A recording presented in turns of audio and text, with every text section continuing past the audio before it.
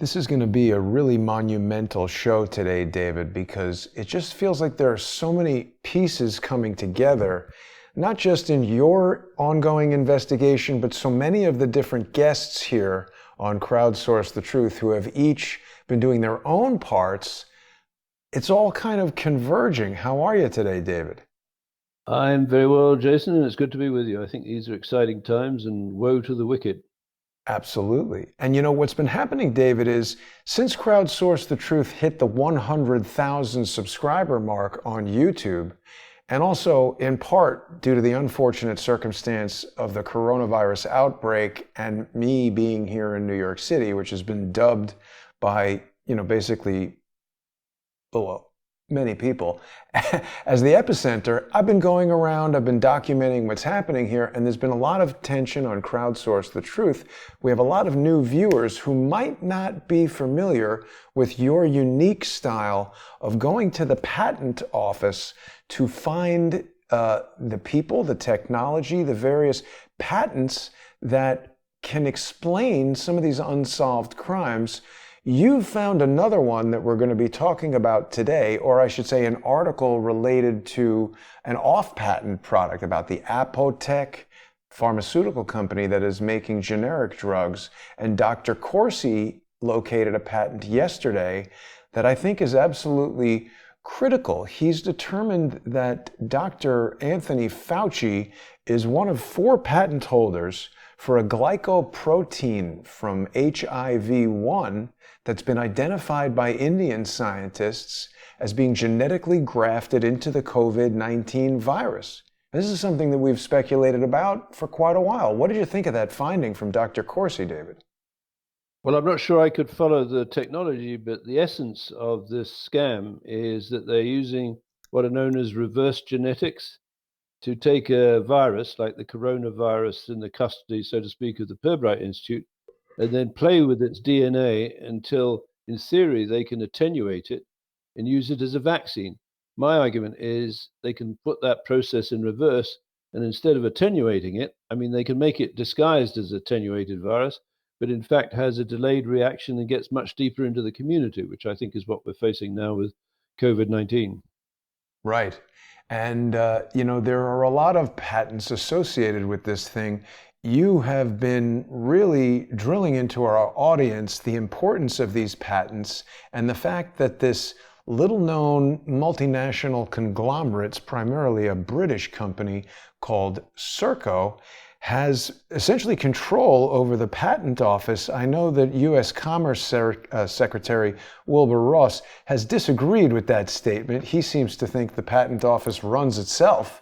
We don't need to hire anybody. You just leave the thing and there you go. But it's not correct. The Serco Corporation handles patent processing for the U.S. Patent and Trademark Office and has unprecedented access to all of this technology. Do you want to give us a little overview of exactly how your process works and why the patent office is so important and how throughout history, particularly the British, have plundered the patent office? Well, I'm not sure that plunder is the right word. I don't say that the British populated the patent office with all of the most important patents. That would be very arrogant on my part. But that company you mentioned, Serco, uh, previously was called RCAGB 1929. That is to say, it was a wholly owned subsidiary of Radio Corporation of America, set up in the United Kingdom in 1929, which is a very interesting year because that's the year of the stock market crash and the year that Kappa Beta Phi, the secret society in New York, was founded. But I digress. Going back to Serco, Serco has now infiltrated every significant department in the United States government, including, and almost equally important, the United States National Visa Center, which Clinton, in his wisdom, outsourced to the British company in 1994, giving the British company Serco the opportunity to bring in the Al Qaeda sleeper cell muscle hijackers, starting back in 1994, in time for various attacks in the United States to be attributed to bin Laden and Al Qaeda, but in fact, I believe a domestic attack. But just going back to this technique of using the patents, I've identified now 10 key patents in what you might call a template of patents, where the principal patent that is the most important for our purposes is, I believe, the patent taken out by the BBC for a spoken text display apparatus for the generation of television signals. And that was taken out, I think, in the 3rd of August of 1998, 4 years before my birthday and 4 years before the attack on the United States Embassy. And if you look at that, effectively what it means is the newsreader, in good faith, the BBC newsreader, including, let's say, Jane Stanley on 911, is reading a prompt up on the screen. But unbeknown to her, or probably unbeknown to her, the system is sending vector signals, or I think in theaterland you would call them digital blocking notes, to, for example, hit teams or demolition crews or environmental cleanup, like outside the Pentagon. So what you have with the 10 patents that are up on my website, reverse CSI scripts, and I urge anyone who's interested to actually download where it says templates. Sorry, it doesn't say template, it says free download. And there you got a 2-page printout with 10 patents on it. And I believe those are the 10 core patents used by the BBC and Huawei and Serco and the Sidley Austin law firm to stage the 911 attack on the United States, right? And make it look as though it was an attack by a guy called Osama bin Laden, who would appear to be straddling a yak in a cave in Afghanistan. But in fact, I think he's actually on a dialysis machine in Dubai. Is that a good enough summary? It is an excellent summary. And the thing that we're doing today that's a little bit unique, David, is that my on the street walk and talk video is going to merge with our sponsor exclusive broadcast that's going to be starting in just under an hour on patreon.com/reverse CSI storyboards, patreon.com/crowdsourcethetruth, and subscribestar.com/crowdsourcethetruth. You know, David, part of what I was doing earlier was taking people with me up to the News Corp building. And that is the home for Rupert Murdoch's media empire, where Fox News and the Wall Street Journal and the New York Post all have their main offices. Now, it's interesting. A lot of people watching might not have been aware that those 3 news organizations, which are presented to the public under different brand names and appear to be different independent sources of news, are actually controlled by the same group, the same person really, and can disseminate information in a way that sort of plays off of each other, creates a false sense of consensus in the same exact way that social engineers who want to cause people to think one thing, like a guy in a cave in Afghanistan attacked the United States on 9/11, when actually something quite different is happening, which perhaps would be that the shareholders in Serco were very well involved in the goings-on on 9/11. Oh, totally. And so on 9/11, there are 4 companies that had, or agencies or law offices, if will, that has a presence in the building number 1, the North Tower on 911. On the 47th floor, you have a meeting of Serco shareholders, which interestingly enough includes the Kingdom of Saudi Arabia, Singapore, and the UK or the British government, right? Most people don't appear to know that.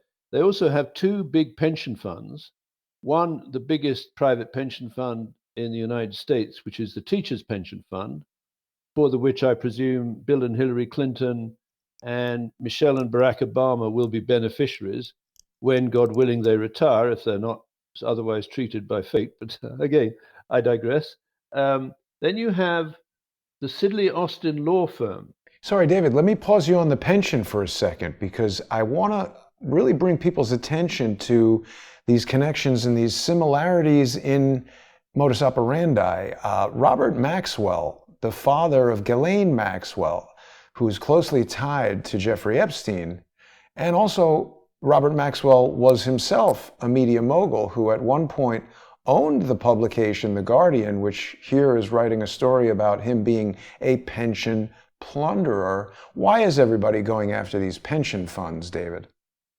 I think that great bank robber, I forget his name, said, or he was asked, why do Dillinger? you rob banks? He said, well, that's where the money is. Right. Now, the pension funds are run by dumb trustees, and sitting behind the dumb trustees are Well, some very, unsophisticated investors generally, right? okay, let's call them preferentially unsophisticated investors who are just ripe for the plucking, right? Right. So the teachers' pension fund, no doubt, will have some very worthy faculty members, maybe who've been working out the sex life in an Etruscan beetle, for a PhD or thesis like that, but very limited exposure on the street. That you've been walking around, and actually, I'll come around to that because what I think you're doing is amazingly important in Thank you. terms of a concept of walk around grand jury. But I'll come back to that. So the pension funds, for example, very often are managed by hedge funds or organizations like BlackRock. BlackRock Inc. is the world's largest shadow banker, and it is a shareholder in Serco that met on the 47th floor. And I just noticed, I checked that, I don't know if you've heard of this Pace University. Have you heard of Pace University? Yeah, it's right downtown here. It got covered in smoke when the building collapsed. Well, it was Pace University straddled offices of Sidley Austin in the North Tower. So I Huh. checked if Pace University had a pension fund or exposure to TIAA. And yes, it does. And the main handling agent for TIAA for Pace faculty is BlackRock, which is interesting, right? So, but I'm going to come back to BlackRock because I just want to go up the building, up to the 101st floor or thereabouts, which was the offices of Cantor Fitzgerald, which at that time on 911 was the world's largest trader in Eurobonds, US government securities, and the big sovereign debt funds, right? In fact, it had $70 trillion a year of throughput.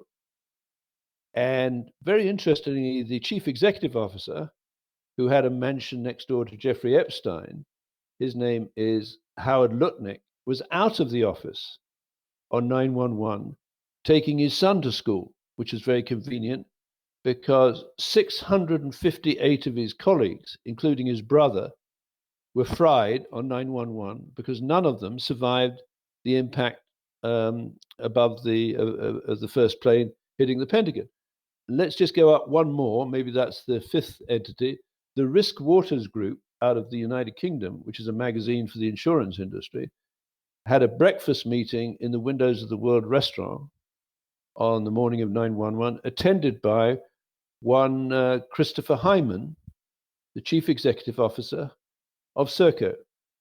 Now let's just run back down. So Risk Waters, 101st floor, Cantor Fitzgerald, the world's largest world trader in sovereign debt, Eurobonds, and US government securities. Sidley Austin, around the 56th to the 59th floor, and then Serco meeting on the 47th floor. Now, if you look at the statistics of the fatalities, I find the Sidley Austin fatality very interesting because one woman, actually the switchboard operator for Sidley Austin, by the name of Rosemary Smith, bless her, she died, but 600 of her colleagues walked out of that building and survived, and then moved into the Equitable building, which I think is near where you visited today, right? Now, Maybe. that's, yes, to be compared with what happened for Cantor Fitzgerald, where one man escaped because he wasn't in the office where he should have been. That's Howard Lutnick. And 658 of his colleagues got fried, atomized, call it what you like. Very little of their remains were recovered. And I think there are no coincidences because I think Cantor Fitzgerald was a target.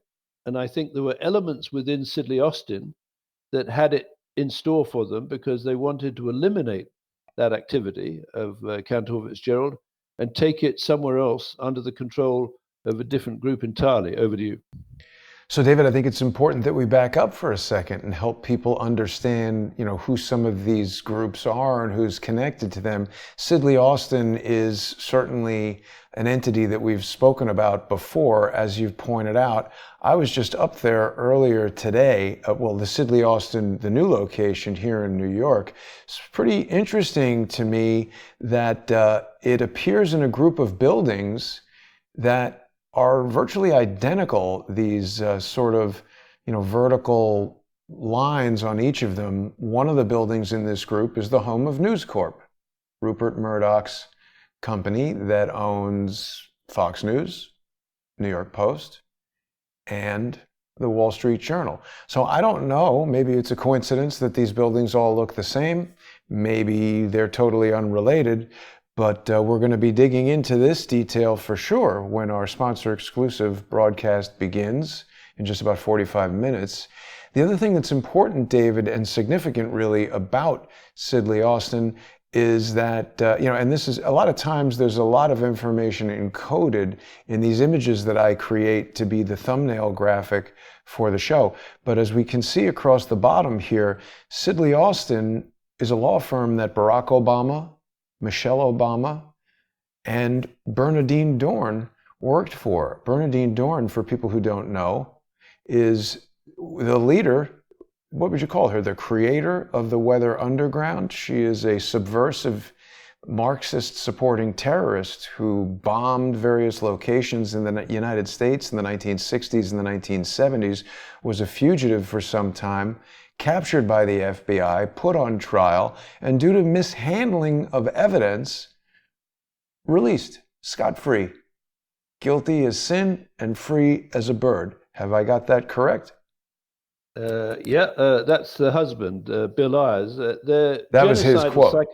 Yeah, they're genocidal psychopaths. So let's just have a look at this Bernardine Dohrn, right?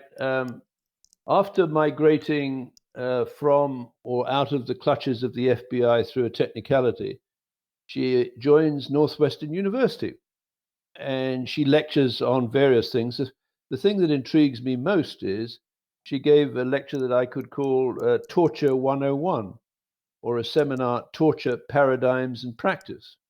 And there is a picture, or there was a picture, I can't find it now, when she was in charge of, extortion and torture of various people who might be backsliding out of Students for a Democratic Society. There's a picture of a black guy with a fish hook through his lower lip, and he's being dragged around on the end of a fishing line. What? And I have reason to believe, now I don't know who that was, maybe our listeners would be able to track it down, but the Students for a Democratic Society, or the Weather Underground, was absolutely brutal if there was any suggestion of anyone leaking information outside the weatherman, who were committed, according to, I think is Larry Greswold, right, managed to infiltrate on behalf of the FBI, the Weather Underground organization, which was committed to the overthrow of the United States government and the setting up of re-education camps for the Americans who needed re-education. So Larry Griswold asked either... But let me just stop you a second, David, because I can tell from the comments that there's a lot of people who haven't heard this before. The Weather Underground was an organization that came out of the Students for Democratic Socialism. And democratic socialism is something we've been hearing a lot about in the past 2 or 3 years here in the United States. It's being sold to people as this sort of hybrid between what we have now and some kind of socialist version of something that's going to help people and give them health insurance or whatever. But in fact, this is really a Marxist subversion of our way of life. And what we've been experiencing for the past month and a half, almost 2 months, has really been a shocking elimination of capitalism and a move towards this government protection, this nanny state, really socialism in essence. The other thing that's very significant about Bernardine Dohrn is that this is the This is some summer wrap-up from the Northwestern Pritzker School of Law. So Bernadine Dorn was not a lawyer per se, but she did give this lecture on torture paradigms and practice, and the small seminar will explore the ethical, practical, and political consequences of constitutional and international law prohibiting torture in the contemporary world. Now, maybe it's psychological torture to lock everybody in their house. Bernadine Dorn's faculty profile can no longer be found. But I think that it's interesting to point out to people that when we look at Bernadine Dorn's Wikipedia, what would you call it, her Wikipedia entry, her CV or whatever it is, Bernadine Dorn is an alumni of the University of Chicago. And there's someone who has recently come up who also went to the University of Chicago, which has this strange bird on its crest, which is quite interesting given what we're going to be talking about later today. But the person that I'm referring to here, David, is this Dr. Colleen Smith, who was featured in a New York Times article several weeks ago at this point, which really kicked off the hysteria that sort of dubbed the epicenter of, basically proclaimed that New York was the epicenter of this outbreak. And I find it interesting that Dr. Colleen Smith also went to the University of Chicago and has refused to answer the question as to whether or not she's ever encountered Bernadine Dorn. Certainly, Spike Lee went to NYU, and there are a number of occasions where he's given speeches and done things. I've never really interacted with Spike Lee, but I've been to lectures that he's given. Do you think it's strange that Dr. Colleen Smith refuses to answer the question as to whether or not she's ever interacted with these people? Well, I suppose that question would lead to, did she ever interact with Barack Obama? Because didn't Correct. he teach at the University of Chicago on that rather roundabout way, I think, of destroying capitalism? But Well, just to come back to the title. But while you're on that, real quick, we have another Yeah. thing to share about that. In addition to Barack Obama giving that lecture potentially about destroying capitalism at University of Chicago, Michelle Obama was the Associate Dean of Students from 1996 to 2009, during the time that Dr. Colleen Smith was doing her undergraduate work and getting a bachelor degree, including learning to speak Russian. Seems like something a communist or a Marxist might be interested in, isn't it? Oh, yeah, totally. Languages like Maureen Baginski, the National Security Advisor to Serco. But should we just come back to the title that you gave this? Sure. Because there's a thread there where you talk about, or we talk about, Sidley Austin laying a patent trail that collects 911 to the COVID-19 pandemic. So what kind of patents might we be talking about, and where did they come from, and in whose custody were they at the time of the 911 attack and the release of the virus? Well, as we've mentioned, somehow or other, the British company Serco was given the contract, I believe, by the Clinton, or more likely perhaps the Obama government, to run your patent office, which is a hell of a privilege for a British company, because what you can do is you can cherry pick the patents, right, and put them together in what I call a virtual machine, such that you might be able to launch an attack on the Five Eyes signals intelligence companies, or the chemical, biological, radiological, and nuclear weapons technologies of the Five Eyes countries, so that you develop an attack, what is called a man-in-the-middle attack, where the Five Eyes countries believe it's an attack, let's say from China, from Wuhan City or the Level 4 lab there, or believe that it's some guy straddling a yak in a cave in Afghanistan, when in fact it's a domestic attack aided and abetted by traitors within your country. And I think we're about to identify them. And I think they're very nervous for a variety of reasons, but I'll come to that. So now, how do you basically synchronize a group of patents, of which I've identified 10, such that while the American public believes they're being attacked from the outside, in fact, that news or those news injects serve to conceal an attack from the inside out. And about 3 months ago, I discovered what I believe to be the key patent, which is number one in my list, my template list that can be downloaded at Reverse CSI Scripts. And that's the patent taken out by the British Broadcasting Corporation, which I must emphasize is the world's largest broadcaster, right? Bar none, simply because it's financed by money taken from the taxpayer.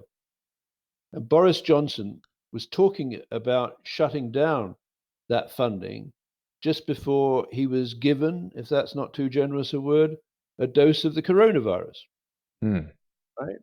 Do we know, David, if he's changed his opinion on that now that he's been cured of coronavirus? I bet you if we ask him, do you intend to pursue that question? Now, when he went into St. Thomas's Hospital, the pathology lab in St. Thomas's Hospital is run by a subsidiary of Serco called Viapath, Viapath.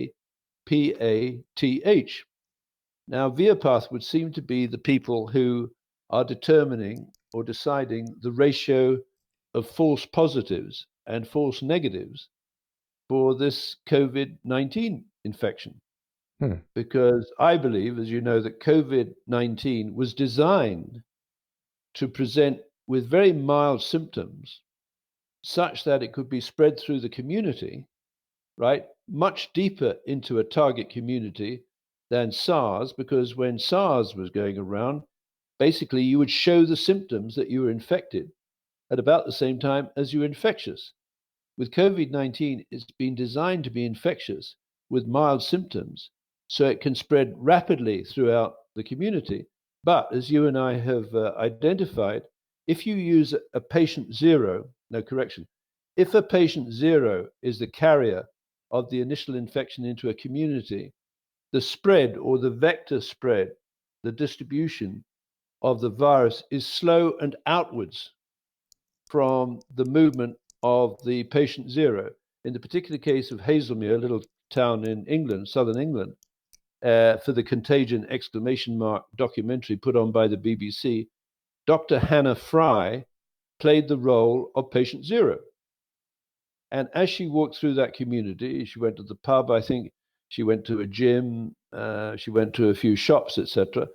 All of the volunteers who'd been equipped with the equivalent mobile or cell phone, who spent more than, and this is absolutely fundamental, X seconds within Y feet of Dr. Hannah Fry, was deemed by the computer to have been infected by this digital virus, which is not a virus that's hacking into the cell. It's a virus that represents, let's say, a real virus, a corona type virus. And what you saw, and incidentally, the YouTube that I was looking for yesterday appears to have been taken down. Now, that's just my technical incompetence that maybe it's gone somewhere. No. I think what happened there, David, is that somebody saw this pandemic show on BBC and recorded it on their computer and just uploaded it to their YouTube channel, because what I observed is that it said the copyright owner has removed it. And that usually just means that, BBC found out somebody else was posting it on their YouTube channel. I wanted to show you that patent that Dr. Corsi had brought to our attention yesterday, David, because this is very important with regard to the patent investigations and using the patent office for research. We see right here, Anthony Fauci, his name is one of the inventors. This is the assignee to the Department of Health and Human Services. So, this is along the lines of what Robert Kennedy Jr. was talking about on the Thomas Paine podcast. This is a patent for the use of antagonists of the interaction between HIV glycoprotein 120 and the AB47 integrin. I have no idea what that means, but Dr. Corsi explained in great detail that it ties it directly to this bit of research that was in the news. Uncanny similarity of unique inserts in the 2019 novel coronavirus spike protein of HIV-1, glycoprotein 120. So this is the exact glycoprotein that they're talking about, which Dr. Fauci is one of the patent holders on. And this diagram shows us where these glycoproteins, this thing identified as being part of HIV, is inserted into, again, I'm not a scientist. This is not really the type of thing that I fully understand. This is what Dr. Corsi has told us, and it makes sense given what we know about Fauci and looking at these patents. Certainly, if it's incorrect, we're open to hearing from somebody about that, but this is pretty compelling evidence, don't you think, David? Yeah, totally. So just going back to those 10 basic patents in the template I talk about, right? The second patent that is vitally important is the patent that was assigned to Jerome Lemelson, again, I think around that 1998-99 period, which was described as a warning or tracking and warning system for prisoners and parolees. Right? And if you dig into the text, and a lot of people, I think, myself included with that biological one, find it pretty difficult. But you spend a lot of time on it, and I have 2 patents. So I spent a great deal of time looking at the wording of these patents and seeing if I could, in my mind, create a virtual machine that, by adopting the technology described in the patent, could lay down a signature at a crime scene consistent with, I think it was Stalin said, education is a weapon whose effects depends on who it holds in their hand and at whom it is pointed. And that group of people at the bottom of your collage and the opening, that's a classic example, I think. They're all highly educated people, but my question is, are they wisely educated? Because it would seem their value system is very concerning, I would think, for the survival of the United States in the way in which we know it. But let me keep backing up. I think we forgot a few details, though, about Barack Obama and Michelle Obama's tight connection to the Weather Underground. We've spoken about it before, but Jack Cashel did an analysis of Barack Obama's autobiography, and he feels that Bill Ayers wrote the book. Barack Obama's very first campaign fundraising event took place at Bill Ayers' father's house, and Barack Obama and Michelle Obama were mentored by Bernardine Dorn at the Sidley Austin law firm. And while we're on the subject of this Jerome Lemelson prisoner tracking patent, I wanted to point out to you, David, that this article that I've been looking at for the past few days, which I felt was somewhat of an eerie warning, perhaps, to Charles Ortel and myself, coming out several days after we visited this statue in Central Park. When I've reviewed the evidence and spoken to various people at the district attorney's office, the clerk of the court, NYPD, one of the authors of this article, there's actually been no evidence that this suspect, Kevin Fallon, said anything about bombing that statue. It's interesting to note that they say later that day, Fallon was tracked to a hotel in the theater district. Now, the author of this article has no idea what hotel it was or why he was there, or even what this word tracked is referring to, how he was tracked. But there's this task force, the New York, New Jersey Regional Task Force, which, David, it's made up of NYPD and U.S. Marshals. You've told us so much about the U.S. Marshals and the use of this prisoner tracking technology. What do you make of all this? Oh, this is just extraordinary because, again, going back down that patent thread, Jerome Lemelson, now whether he invented it or it was assigned to him and he was just a patsy or a patent troll is almost irrelevant. What it means is people with custody of the patent office, which includes Serco and its shareholders, basically can cut and paste a group of patents and stage what is known as a live action role play, where the guilty is attributed to an actor, maybe a social networker, etc., when the mechanics or an unsuspecting patsy, right? Exactly like you suggest. So here's what I think happened on. Well, let me just back up very quickly because I know time is always so short. Back in 1973, Pierre Trudeau, the father of the present prime minister, back then he was the prime minister of Canada, was in Beijing chatting up Mao Zedong, another genocidal killer, probably responsible for 50 million deaths in this last century. Basically, greatly admired by the left wing socialists because he specialized in making sure people listened and obeyed. The guy was crazy. Exactly. But it's irrelevant. The point is, Pierre Trudeau, there was never a tyrant or a dictator he didn't love.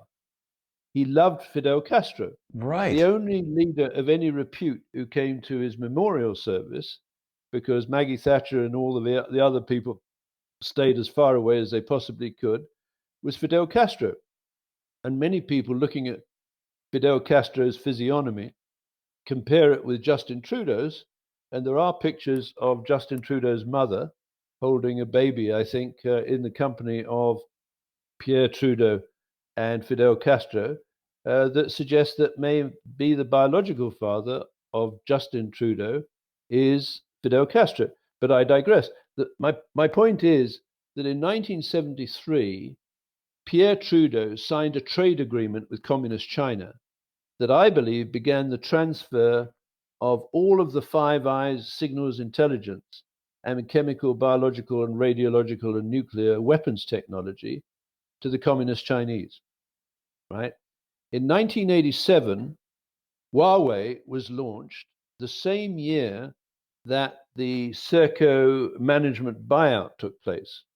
And I think the Serco management buyout, where the managers of the company, which was called RCAGB 1929, was financed and orchestrated and arranged by NM Rothschild and Sons office in New York, headed, nor not headed necessarily, but directed and steered by Wilbur Ross, presently the Commerce Secretary.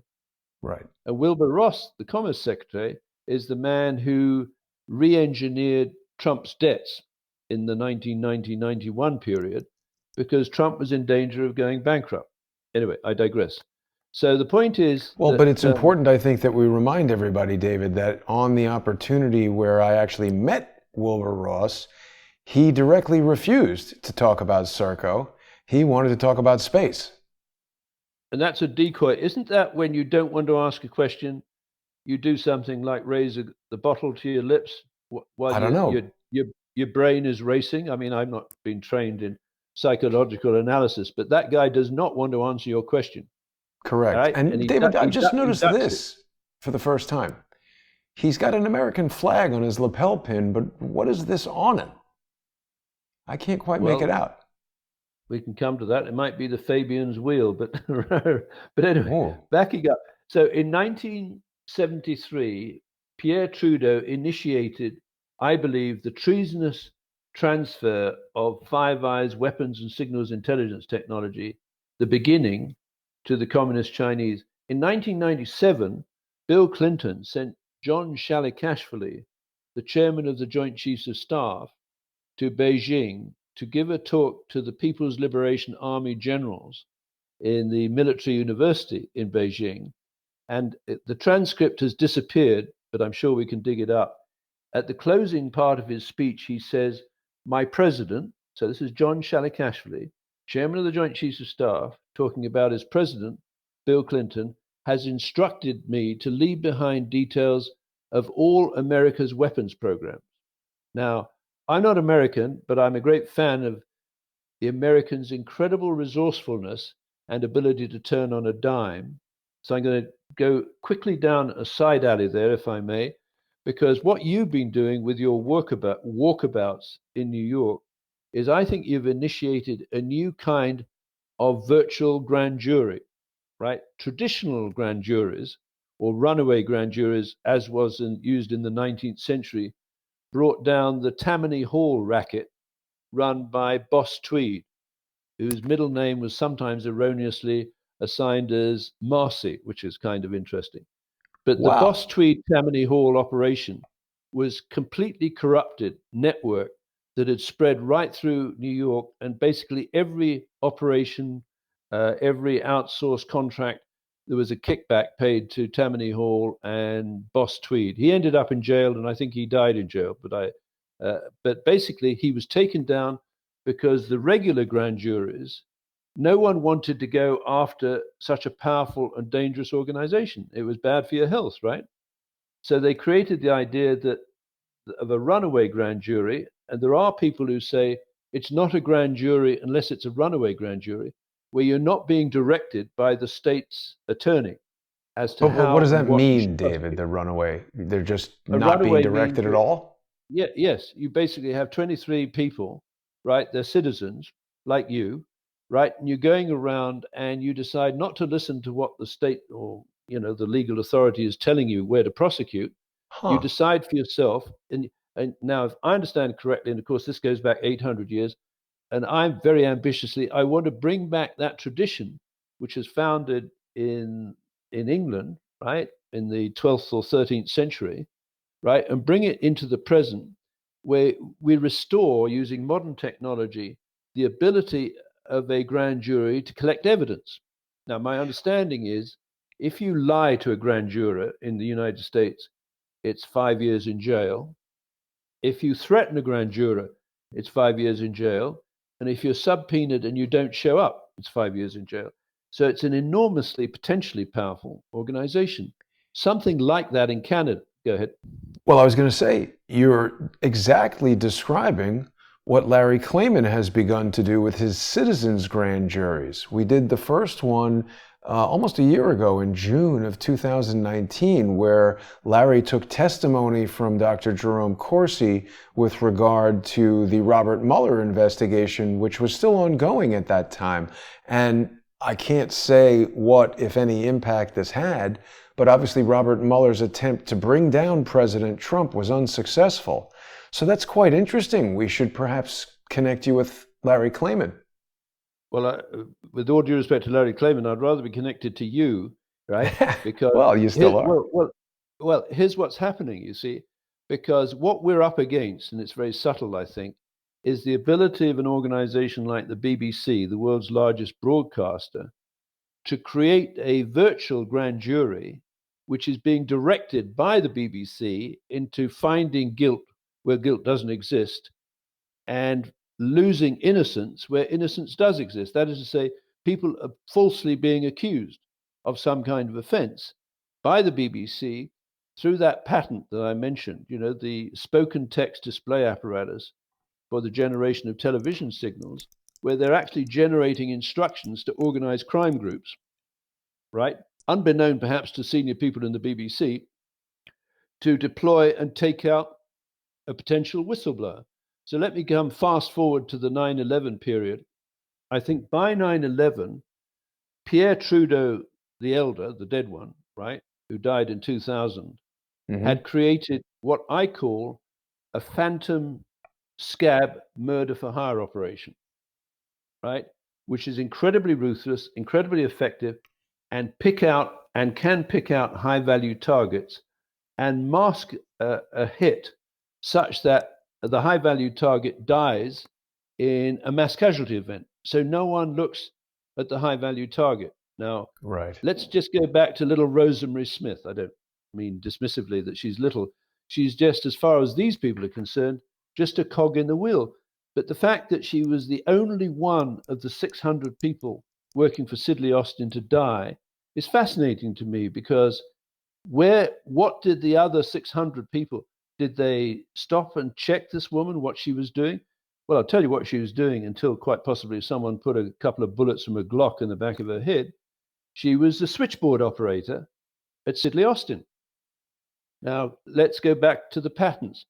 By 2001, Huawei, the Chinese conglomerate, had stolen every significant patent, right, developed by Nortel, and implemented it under its own label, and was in a position, and you've got that guy poking his head out over the Huawei building, right, I don't know whether we want to mention him at the moment. Well, he becomes very interested. I'm sorry to interrupt, David. The reason why I've included him today is that there are certain things that happen that cause him to become very interested in what we're talking about. He's recently come to the defense of a person that I suppose he doesn't know, this guy who is a doctor named Cameron Kyle Sidley, who I initially thought was a fine and decent guy who I might interview because he was doing a lot of these, sort of breathless YouTube videos about what's going on with COVID-19. And I began to communicate with this guy, and then he very quickly started acting sort of strangely. His Twitter handle links to this emergency medicine. Right. See, this is the hospital in Haiti that was created by this, the Partners in Health, which is closely associated with USAID. Many people, including Kevin Shipp and Charles Ortel, have told us that USAID is a front operation for the CIA. This guy, Cameron Kyle Sidley, he also went to medical school at Ben Gurion University in the Negev, which I know nothing about, but the brother of the guy who becomes very interested when we start talking about things having to do with Nortel, his brother told me that Ben Gurion University is Mossad school. So why are these guys so interested in Cameron Kyle Sidley, who's connected to a possible CIA operation in Haiti and went somewhere that George Webb tells us is associated with Mossad, when they spent 2 years trying to convince everybody that I have something to do with Mossad, but presented no evidence whatsoever? It's interesting, isn't it? Yeah, well, these are decoy techniques. So let's just stay with little Rosemary Smith. And I don't mean that dismissively. It's actually meant affectionately, because I think she deserves justice. So she's the switchboard operator at Sidley Austin and is the only one to die after 600 of her colleagues got out of that building, right? So what was she doing at the switchboard? Here's what I'm speculating, and the evidence will come in, and our listeners can perhaps help us nail this down.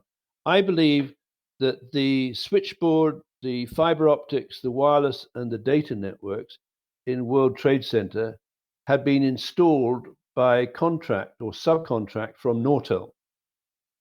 That is to say, she would have been operating a switchboard that was essentially designed by Nortel, but installed by some combination of AMEC and Bovis, because that was the arrangement that Nortel came to in July of 2001. It laid off the installation job to AMEC and Bovis. And just a reminder, Bovis built the 911 memorial and was charged with fraud, right? It's kind of interesting because they dug a bloody great hole in the ground and would have removed all of the evidence of incendiaries placed in the building to demolish them. But I digress.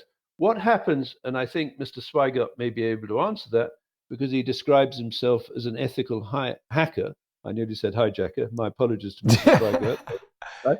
An ethical hacker. One of my problems is he a very good ethical hacker? That is to say, is he clumsy enough to go in and do a bit of ethical hacking and leave a back door open for a malicious party to come in behind him and do the hack and the destruction and then retreat, leaving no trace? But again, I digress. Well, we got to clarify this, David, because this is where he tries to dig in and bring lawsuits and things like this. We're just questioning statements that he's made. He's published a book and he's told us that he's an ethical hacker. It's public knowledge from his website or resume or things that have been posted that he used to work for Nortel. It's not that far of a leap for somebody to presume that if you work for a company, you might leave there and do contract work for them or do contract work for subsidiaries. There's going to be people that maybe you know from your time working there. And we're not accusing him of having anything to do with 9/11. The point of this whole social engineering is that they could, like in my case, give you valid information like, hey, there's a boat and we have reason to believe that there's radiological material on the boat and here's all these articles and you should do the right thing. They set somebody up to do something that they perceive as honest. I mean, maybe this guy, Cameron Kyle Sidley, was sucked into this operation unwittingly to become a patsy. We were talking earlier about this guy who Jeffrey Epstein named as a beneficiary in his will. And his name was Boris Nico or something like that. And he was very surprised to learn that he was named as a beneficiary. It seems to me like this guy could be being set up as some kind of a patsy in some kind of operation where he doesn't even know what's going on. But we're just about out of time here, David, so we're going to have to carry on our conversation when we transition to the sponsor-exclusive portion of the show. On patreon.com/reverse CSI storyboards, patreon.com/crowdsourcethetruth, and subscribestar.com/crowdsourcethetruth. Before we go, I do want to remind people that they can visit your free website, David. It's a beautifully designed site. People can find it at reversecsiscripts.com. This is the place where they can read all your posts. They can see the playlist of all our YouTube videos together. They can contact you and they can access the free downloads that you've put together, these licensed vector analysis documents that allow people to follow along and enjoy the show even more. And David, I'll see you in just about 10 minutes when we continue the conversation over there. Thank you, Jason. Good to be with you. You too, David. And thanks everybody for watching. Hope you'll join us on Subscribestar and Patreon.